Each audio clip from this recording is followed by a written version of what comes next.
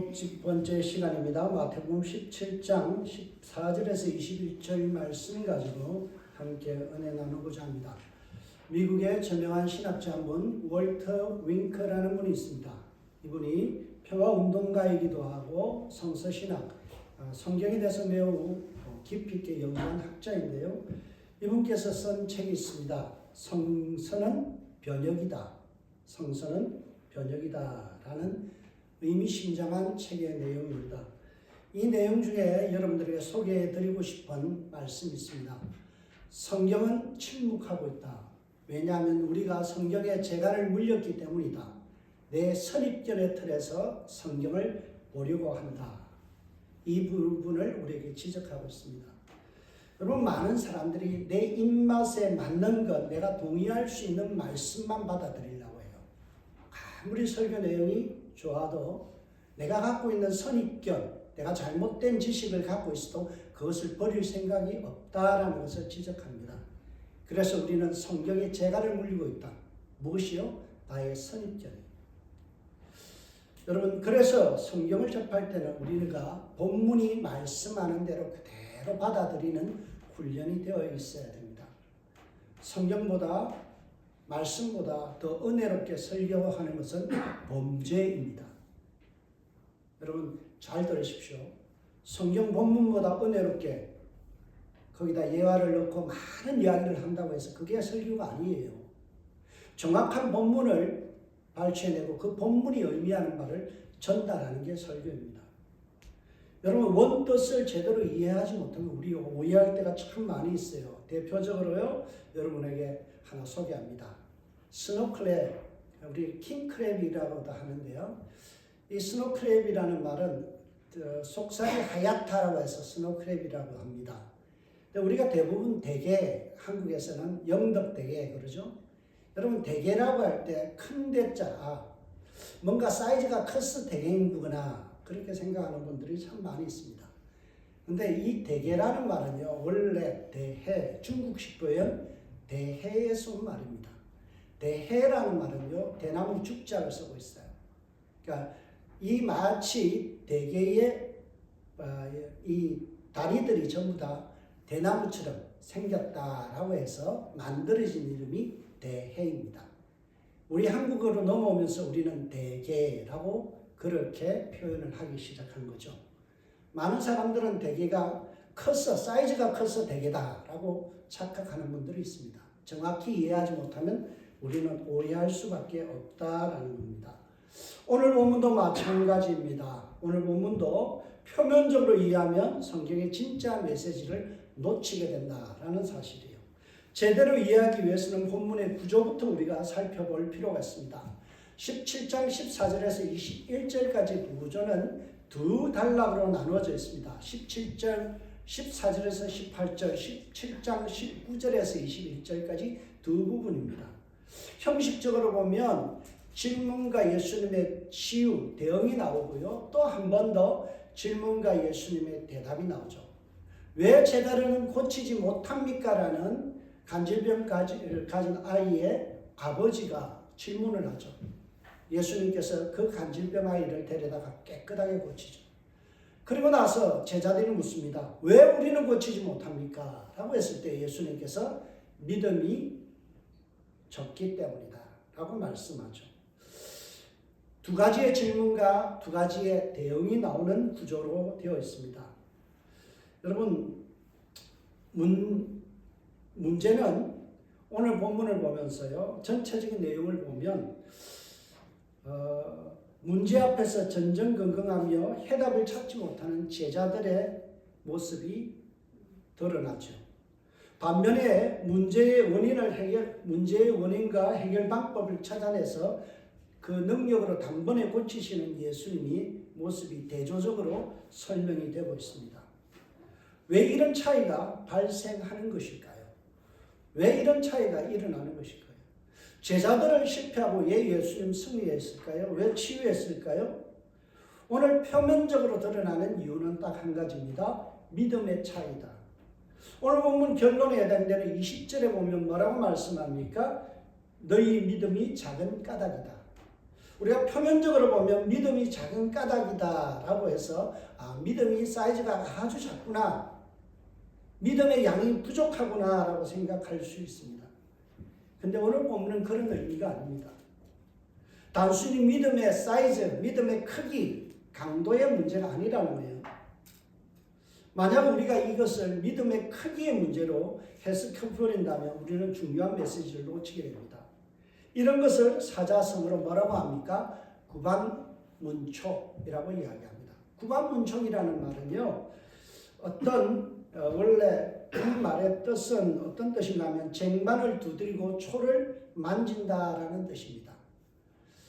그러면 맹인에게 설명을 했어요. 맹인이 질문합니다. 해가 어떻게 생겼습니까? 그러니까 대답하는 사람이 그 해의 모양은 마치 구리로 된 꽹과리 같이 그런 모양으로, 접시 모양으로 되어 있습니다. 그러니까 사람이, 이 맹인이 집에 가서 이 구리로 된 그 쟁반을 가지고 때려봤어요. 그러니까 징소리가 나거든요. 그러니까 뭔지 징소리만 나면 다 태양이다, 해다라고 하더라고요. 거기서 나온 말이 바로 구반문초. 사람이 잘 정확하게 이해하지 못하면 어떻게 된다고요? 오해하게 된다. 그래서 나온 말이 구반문초이라는 거예요. 여러분, 믿음이 작다라는 이 말의 의미를 정확하게 이해하지 못하면 우리는 오해하게 됩니다. 여러분, 믿음이 작다는 의미가 무엇일까요? 믿음이 작다. 이 말은요, 믿음의 강도나 크기의 크고 작음의 문제가 아닙니다. 믿음의 대상이 올바르냐, 방향이 올바르냐, 이것을 말하는 거예요. 믿음의 대상이 미신에게 향하고 있다면 그것은 아무리 강력해도 미신적인 거예요. 여러분, 무당도요, 작두를 탑니다. 여러분, 작두 타는 무당들 있어요. 대단한 믿음이에요. 여러분, 그 칼날을 위해서 춤을 춰요. 아무리 그런 능력이 나타나도 그건 뭐예요? 미신적인 믿음이죠. 믿음의 방향이 잘못되어 있으면 그것은 잘못된 믿음인 거예요. 아무리 연약할지라도 우리의 믿음이 예수 그리스도를 향하고 성삼위 하나님을 온전히 믿는 바른 방향의 믿음이라면 그 믿음은 큰 믿음이다 하는 거예요. 여러분, 마태복음을 주석한 두 학자가 있습니다. R.T. 프랜스와 데이비드 터너라는 사람은 마태복음에 있어서는 가장 권위 있는 두 학자입니다. 그 중에 한 분이 데이비드 터너라는 분이 이 문제를 이렇게 오늘 본문에 이렇게 주석합니다. 여기서 오늘 본문의 문제는 믿음의 강도나 분량이 아니라 믿음의 대상을 인식하는 능력의 정도다. 믿음의 능력은 그 믿음이 향하는 사람에게 있다. 믿음의 강도의 문제가 아니고 분량의 문제가 아니라 우리가 믿어야 될 대상, 예수 그리스도를, 하나님을 제대로 믿고 있느냐, 나의 신앙이 하나님을 향하고 있는가, 예수 그리스도를 향하고 있는가, 그것이 아니라면 그것은 작은 믿음이라는 거예요. 진정한 믿음은 우리의 믿음의 대상이 하나님이어야 된다. 하나님이 아닌 다른 것을 믿는 것은 매우 부적절하고 작은 믿음이다 라는 것을 우리에게 말씀해 주죠. 여러분, 많은 사람들은요, 어떤 은사자를 믿을 때 그 사람을 믿어요. 치유의 능력이 있다 그러면 그 사람을 신뢰해요. 그것은 사특한 믿음이에요.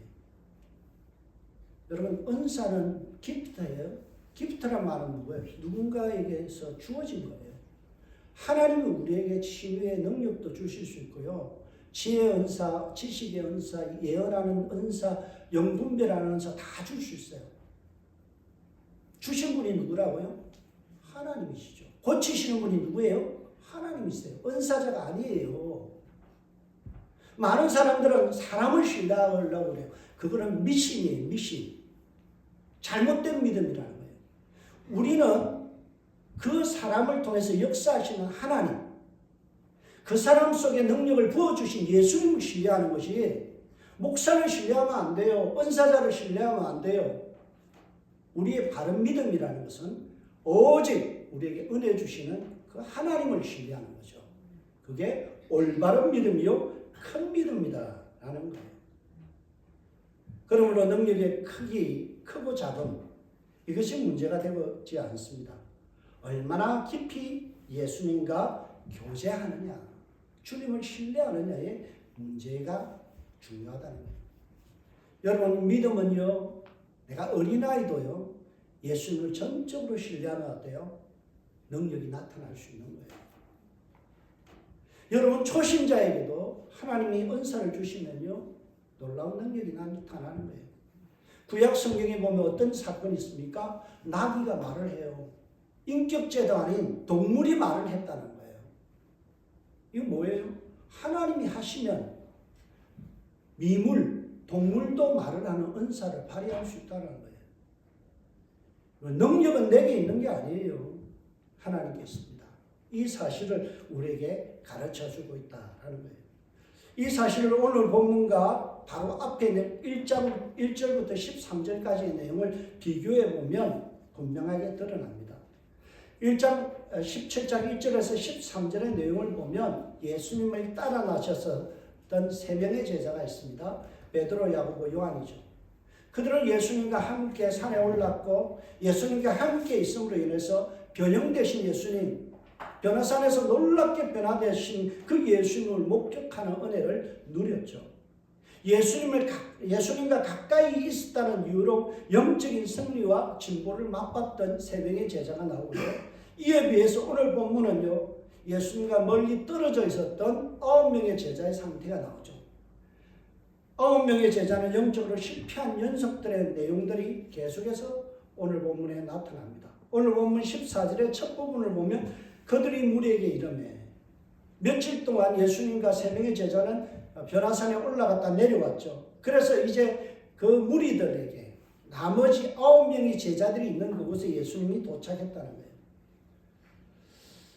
모처럼 예수님과 제자들이 한자리에 모였습니다. 그런데 남겨져 있던, 예수님과 떨어져 있던 9명의 영적 상태는 완전 영적 패닉에 걸려 있어요. 완전히 그들은 실패의 연속에 걸려 있다는 거예요. 오늘 본문과 평행 본문이 똑같은 내용을 다루고 있는 마가복음에 보면요, 9명의 제자들은 율법 학자들 사이에 끼어서 논쟁을 하느라 여념이 없습니다. 말발에서 밀렸어요. 율법 선지자들에게 계속해서 공격을 당하는 9명의 제자들의 내용이 마가복음에 등장합니다. 게다가 설상가상으로 제자들은 오늘 그 간질병 걸린 아이를 고치지 못해서 우롱당하는 내용으로 기록되어 있습니다. 능력도 없는 제자들의 모습, 민낯이 드러나고요, 놀림감이 되고 있다는 사실이에요. 오늘 본문 15절에서 16절에 보면요, 간질병에 걸린 아이를 예수님의 제자들에게 고쳐달라고 했지만 실패했다라고 기록합니다. 내가 주의 제자들에게 데리고 왔으나 능히 고치지 못하더이다. 제자들의 능력 없음이 그대로 탄로났어요. 근데 일면 우리는 이 제자들이 실패할 수 있겠다라는 동정적인 마음이 들 수가 있습니다. 왜냐하면 이 간질병이라는 것이 여러분 심각한 질병이기 때문에 그래요. 헬라로 보면 세레니아 조마이라는 이 단어인데요. 이 단어의 뜻은요, 달에 의해서 고통을 받다, 발광, 우리 속된 병을 질환 발광할 때 그 발광이에요. 그 병에 걸렸다는 거예요. 헬라 세계에서는요, 간질병은 달에 의해서, 달이라는 것은 굉장히 서양에서는 매우 안 좋은, 우리 한국은 달을 아주 좋게 생각하지만 유럽인들은요, 달을 굉장히 나쁘게 생각하죠. 13일의 금요일, 달이 뜨는 밤, 이건 아주 악몽 같은 날이라는 거죠. 그래서 이 간질병이라는 것은 달에 의해서 삽득한 기운에 의해서 완전히 고통받는 사람. 헬라어로 달이라는 말이요, 세레네인데요. 그래서 온 말이 세레니아 조마이라는 단어예요. 그래서 영어로 보면 간질병을 갖다가 미친 그런 표현으로도 합니다. LUN이라는 말이 원래 lunar이라는 이 음력, 달을 기준으로 한 것을 이야기할 때죠. 그래서 간질병이라는 것이 완전히 달에 장악된 사람, 그런 뜻이에요. 그래서 그 달의 기운에 의해서 미쳐버린 사람, 그게 바로 오늘 본문이 말하는 간질병의 의미입니다. 그러다 보니 제자들이 손쓰기가 너무나 힘들었다라고 우리는 추론할 수 있겠죠. 오늘 본문과 같은 내용을 다루고 있는 마가복음 9장 25절을 보면 이 간질병의 원인이 뭐라고 이야기하냐면 악한 영, 사단에 사로잡혀서 나타난 병증이다라고 설명합니다. 마귀에게 온전히 사로잡혀 있는 한 아이, 이게 간질병 환자예요. 귀신의 파괴적인 어떤 행위에 의해서, 유도에 의해서 한 아이의 인격체가 완전히 바탕나고 있다라는 사실입니다. 그래서 자주 물에도 넘어지고 불에도 넘어지는 일들이 일어났죠. 주여 내 아들을 불쌍히 여기소서. 그가 간질로 심히 고생하여 자주 불에도 넘어지며 물에도 넘어집니다. 여러분, 불에 넘어진다는 말은 화상을 입었다는 거예요. 여러분, 화상 입어본 적 있습니까? 굉장히 가렵고 힘듭니다. 사람이 그 화상을 심하게 입어보면요, 정말 고통스러워요. 제가 어렸을 때 주일학교 때요, 화목난로가 있었어요. 근데 이제 불을 피워져 있으니까 옆에 있는 형이요, 불집게를 가지고 이렇게 장작을 넣다가 그걸 제 발에다 탁 놔버렸어요. 얼마나 거의 한 6개월을 고생한 것 같아요. 아직도 흉터가 있어요. 여러분, 그 6개월 동안요, 거기가 얼마나 쓰리고 가렵고 힘든지 몰라요. 지금 이 아이가 그 정도로 고통스러웠다라는 거예요. 그래서 보면 일명 제자들이 속수무책으로 당할 수 있었겠다라는 거예요. 치유의 능력이 나타나지 않아서 전전긍긍하는 제자들, 그런 제자들에게 아들의 운명을 맡기다가 실패한 아버지의 그 괴로워하는 모습, 어쩌면 나을 수도 있겠다라는 잔뜩 기대에 부풀었다가 실망한 아들, 모두가 혼란에 빠져 있고 실패에 빠져 있는 모습입니다. 마치 변화산에서 영적 충만을 누렸던 그 제자들과는 너무나 상반된 모습이죠. 변화산 위에서 영적 충만을 누렸던 세 명의 제자들과 산 안에서 실패한 이 좌충우돌하는 9명의 제자들의 모습은 너무나 상반됩니다. 저는 오늘 이 본문을 보면서 한 장면이, 성경의 장면이 떠오릅니다. 모세가 시내산 꼭대기에 올라가서 금식하는 가운데서 뭘 받았어요? 십계명을 받아서 그 둘 돌판을 갖고 내려오는데, 내려오자 어떤 일이 벌어져요? 산 아래서는 아론을 비롯한 많은 사람들이 금송아지를 하나님이라고 섬기며 미신을 섬기며 그들은 영적 실패에 처해 있는 모습이죠. 하나님과 깊이 교제했던 모세의 모습과 영적인 실패를 경험하며 미신에 빠져 있는 이 나머지 아론을 비롯한 많은 유대인들, 그들의 모습은 너무나 상반됩니다. 여러분, 제자들이 충분히 다루기 힘든 상대를 만났죠. 귀신 들린 간질병자, 고치기 힘들어서 그래요. 근데 오늘 이 본문을 보면서 우리는 좀 이상한 점을 발견해야 정상입니다. 왜냐하면 모든 제자들에게 예수님께서 능히 간질병까지도 고칠 수 있는 능력을 이미 주셨기 때문에 그래요. 마태복음 10장 1절에 보면, 오늘 보면 한참적인 마태복음 10장 1절에 보면 이런 말씀이 등장합니다. 예수께서 그의 12제자를 부르사 더러운 귀신을 쫓아내며 모든 병과 모든 악한 것을 고치는 권능을 주시니라. 제자들은 이미 예수님으로부터 더러운 귀신을 쫓아내며 모든 병과 모든 약한 것을 고칠 수 있는 능력을 부여받았어요. 10장 8절에 보면 심지어는 죽은 자를 살리며 나병 환자, 불치병으로 생각하는 나병 환자까지도 고칠 수 있는 능력이 그들에게 주어졌다라고 예수님께서 보증해 주셨어요. 이미 귀신 따위는 능히 제압할 수 있는 능력과 그리고 은사를 받았다는 거예요. 소유하고 있다는 거예요. 그런데 왜 속수무책으로 귀신의 농락을 당하고 있을까요? 능력은 있음에도 불구하고 얼토당토하지 않게 제자들의 모습은 너무나 실망스러운 모습이고 예수님이 보시니 기가 막힌 모습이에요. 그래서 예수님께서 이렇게 대응하십니다.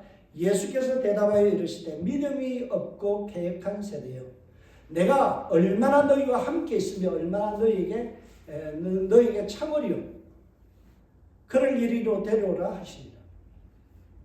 여러분 능력을 소유했으면서도 능력이 발휘되지 않고 있는 이유가 무엇일까요? 첫 번째는요 믿음이 없다라는 거고요. 두 번째는 패역한 세대라는 거예요. 패역하다라는 이 뜻을 우리가 잘 이해할 필요가 있습니다.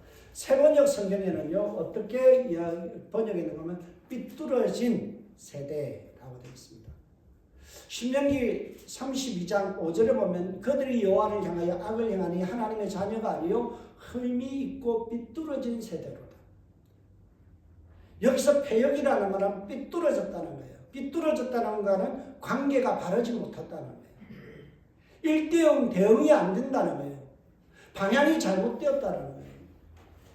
여러분 믿음이 없고 패역하다는 말은요 하나님을 전적으로 신뢰하지 않을 뿐 아니라 그들의 신앙이 오직 예수님 오직 하나님을 향하고 있는 신앙이 아니었다는 거예요.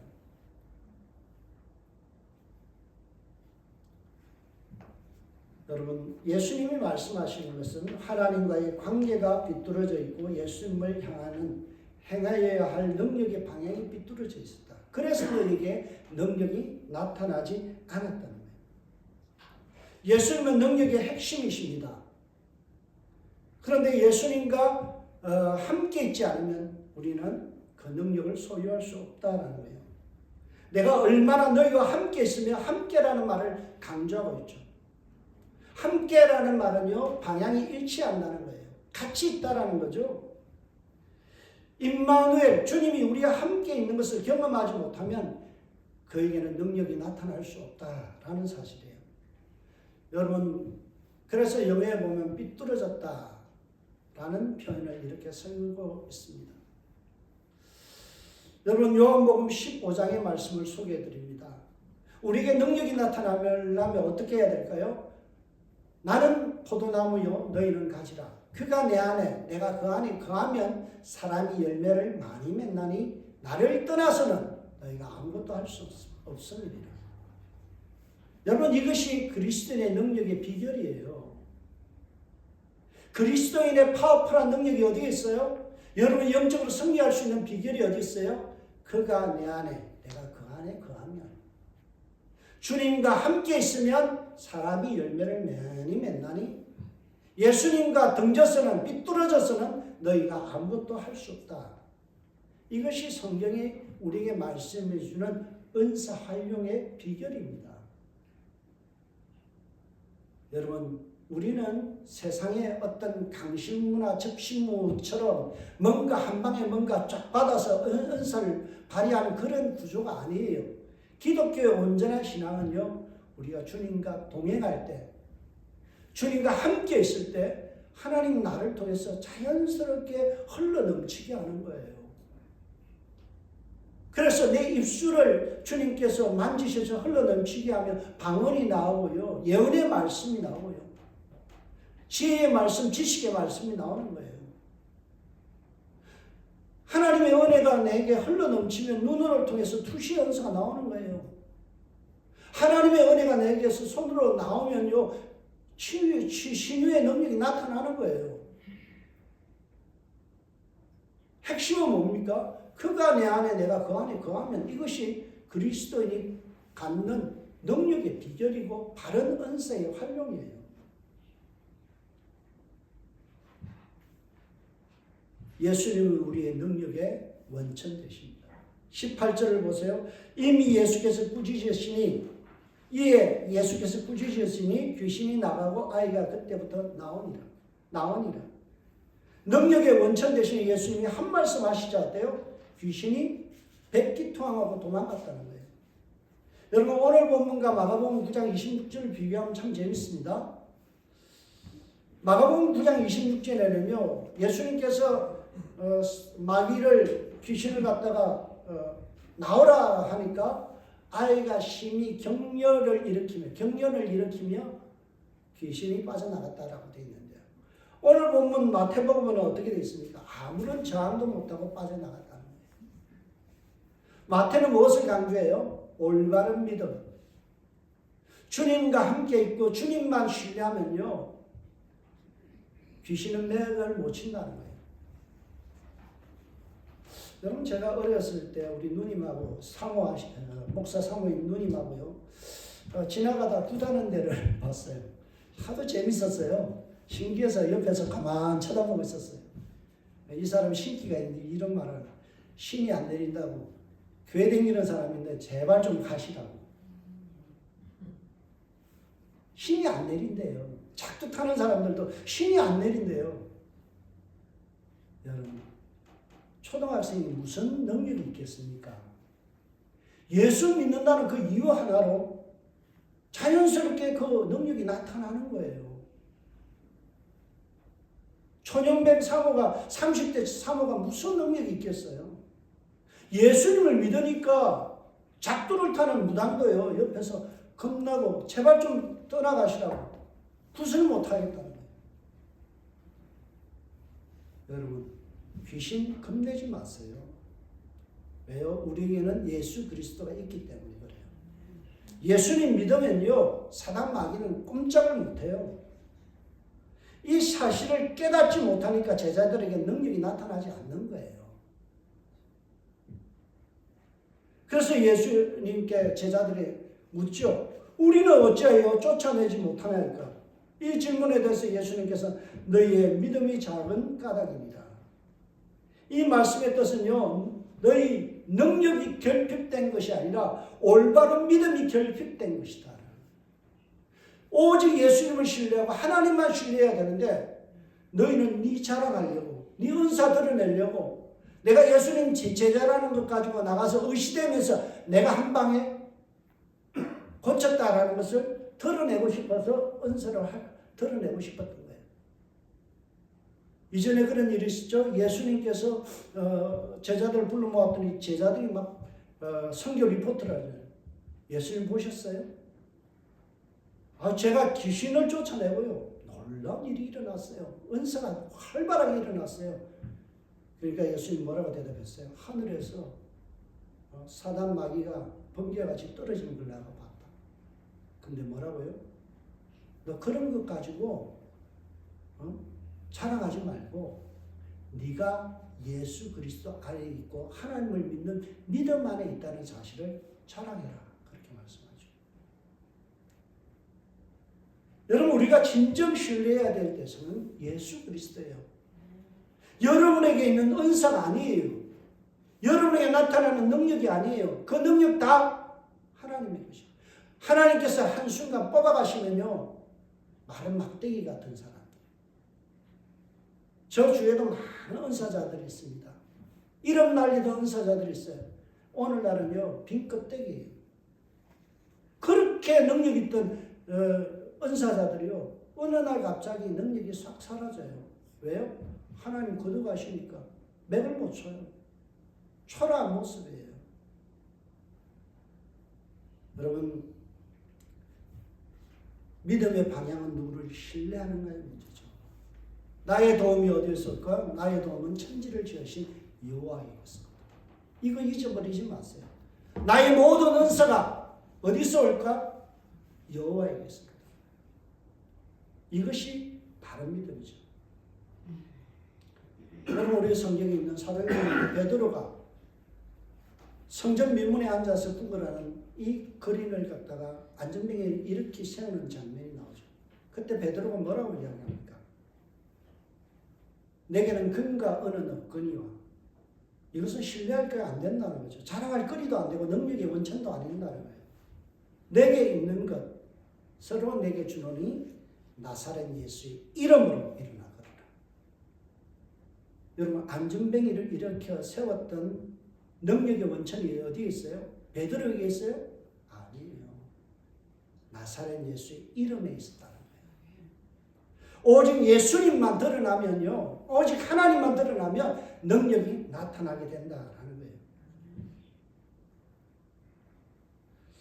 이런 올바른 방향의 믿음이 얼마나 위력적인지를 20절을 통해서 말씀합니다. 진실로 너희에게 이르노니 만일 너희에게 믿음이 겨자씨만 하나만큼만 있어도 이 산을 명하여 여기서 저기로 옮기리라 하면 옮겨질 것이요 또 너희가 못할 것이 없으리라 말씀하죠. 올바른 믿음, 예수님을 신뢰하고 하나님을 신뢰하는 믿음이 겨자씨만한 믿음. 작잖아요. 씨앗 중에서 가장 작은 씨앗이 겨자씨거든요. 볼펜점으로 꼭 찍어놓은 것만 해요. 여러분 그게 큰 믿음이에요? 사이즈로 보면 얼마나 작아요. 근데 예수님을 신뢰하는 믿음이 있으면 어떻게 된다고요? 그 믿음이 엄청난 위력을 발휘한다라는 거예요. 믿음은 하나님과 나를 연결시키는 저는 콘센트의 소켓이라고 봐요. 교회 청소할 때 되면요. 소켓을 여기다 꼽아요. 그러면 전기가 들어와요. 열심히 청소할 수 있죠. 어떤 데는 하다 보면 줄이 꼽혀버리면요. 더 이상 작동이 안 돼요. 이 원리예요.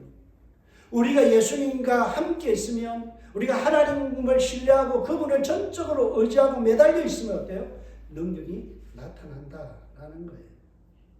우리가 하나님의 은혜에 접속되어 있으면 귀신을 제압하고 치유하는 능력이 나타난다라는 사실. 예수님이 이런 사실을 아주 문학적인 은유의 표현으로 우리에게 말씀해 주고 있습니다. 여러분, 이 겨자씨 하나님만한 믿음이라는 이 표현, 그리고 이 믿음이 있으면 이 산을 명하여 저쪽으로 바다로 옮길 수 있다는 것은 매우 은유적인 문학적 표현이에요. 믿음이 겨자씨 하늘만큼만 있어도 이 산을 명하여 여기서 저기로 옮기리라 하면 옮겨질 것이. 이것은 문학적 과장법이지 실제가 아니에요.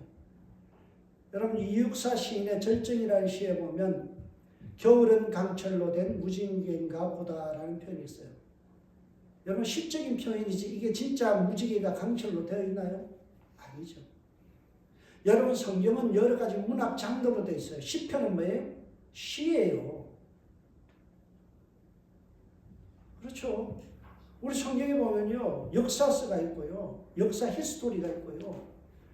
그 다음에 여러 가지 예언 문학도 있고요. 성경은 여러 가지 문학의 형태를 나타나고 있어요.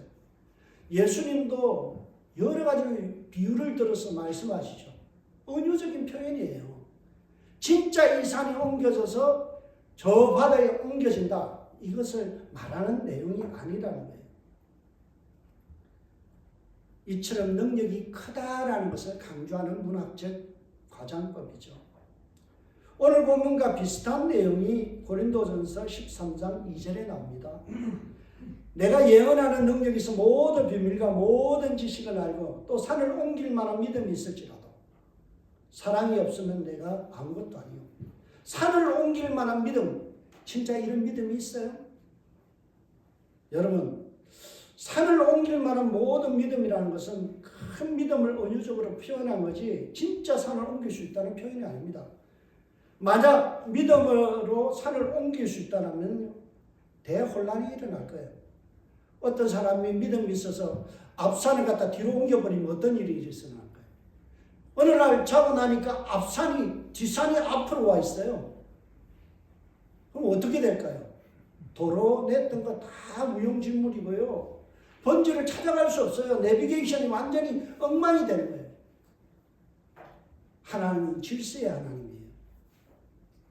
이 산 옮겨서 저 바다에 던져버리고 그리고 옆에 앞에 있던 앞산을 뒤로 옮기고 하는 분이 아니라는 사실이에요. 여러분 오늘 표현해 보면 이 산을 명하여 저기로 옮긴다라는 표현과 비슷한 내용이 이사야 40장 3절과 5절, 49장 11절, 세가랴 14장 10절에도 계속 나오는데요. 거기에 보면 예수님 모실 때에 대한 예언으로 어떤 말씀을 하는가 하면 산은 낮아지고 낮은 것은 높아질 것이다. 평탄하게 된다라는 표현이 나와요. 여러분 예수님 모셨을 때 산이 낮아졌어요? 낮아졌던 땅이 올라왔어요? 융기된 사실이 없어요. 이것은 뭘 이야기해요? 평등한 세상. 주님이 오시면 높아져 있는 것들이 다 낮아지고 낮아져 있는 것들이 높아져서 이꼴 평등한 세상, 주님 안에서 모든 이방인과 유대인이 하나 되는 평등한 세상이 온다라는 것을 은유적으로 표현한 거예요. 여러분, 성경을 진짜 우리가 제대로 해석해야 돼요. 이 산을 명하여 저리로 옮겨준다라는 것은 이건 문학적인 이야기예요. 문자적으로 해석하면 매우 위험합니다.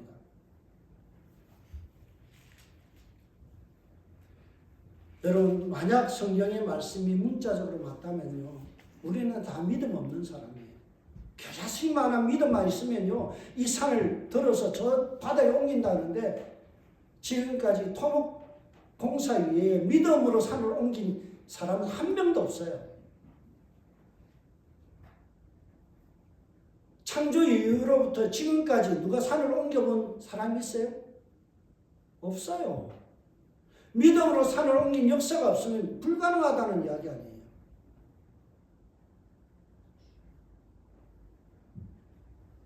여러분, 오늘 본문은요, 우리가 정확하게 이해해야 됩니다.